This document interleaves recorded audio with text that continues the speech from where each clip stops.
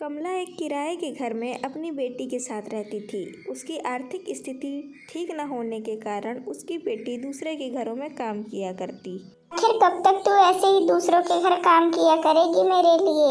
एक ना एक दिन तो तुझे शादी करनी ही पड़ेगी ना, तो फिर अभी क्यों नहीं? ऐसा मत कहो माँ, तुम्हारे अलावा मेरा इस दुनिया में है ही कौन। मुझे जो करना है तुम्हारे लिए ही तो करना है। और रही बात शादी की, तो तुम जब करा दोगी तब मैं कर लूँगी। चलो, मैंने खाना बना दिया, तुम खा लेना, मैं चलती हूँ। कमला की ये बात सुन के उसकी माँ बोलती है, शादी तो मैं तेरी जल्द से जल्द करा दूँगी बेटा। मैं चाहती हूँ तू एक अच्छी ज़िंदगी जिए, ऐसे दूसरों के घर में काम ना करती रहे।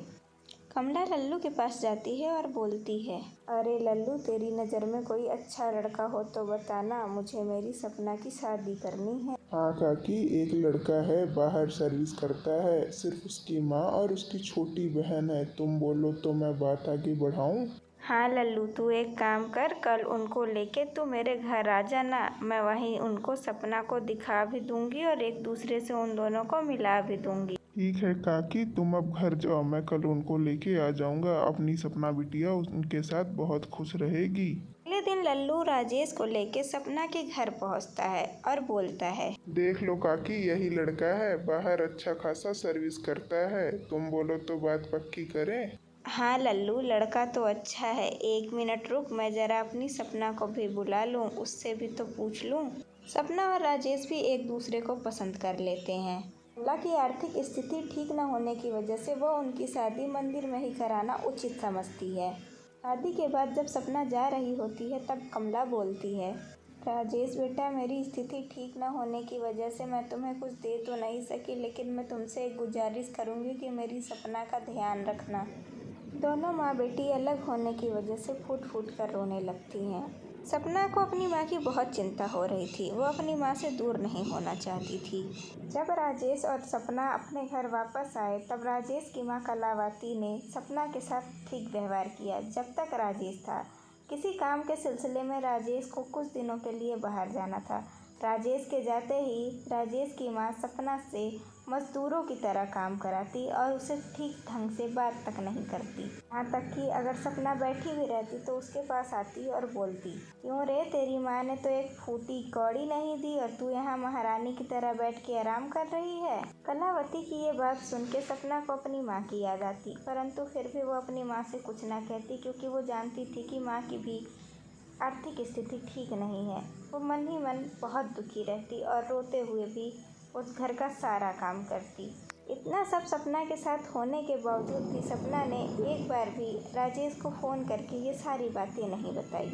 एक दिन जब सपना काम कर रही थी तभी राजेश की छोटी बहन आती है। उसको देख के सपना बोलती है, अरे दीदी, आप इतने दिनों बाद आ गई, बता दिया होता तो मैं किसी को लेने भेज देती। ओ हेलो, तू अपनी औकात में रह, घर की नौकरानी बन के आई है, नौकरानी बन के रह, ज़्यादा मालकिन मत बन, चल हट मेरे सामने से। ऐसा बोल के राजेश की बहन कविता वहाँ से चली जाती है। सपना सीधे मुंह देखती ही रह जाती है कि ऐसा भी उसने क्या बोल दिया। माँ, ओ माँ, अपनी नौकरानी बहू से बोल दो कि मेरे से दूर रहा करे, वरना अच्छा नहीं होगा। पता नहीं कहाँ कहाँ से उठा ले आती हो गरीब भिखारी को। बोलो अच्छे से रहा करे मेरे साथ। हो, आते ही इस कलमुही ने मेरी बेटी को परेशान कर दिया। अभी मज़ा चखाती हूँ इसको।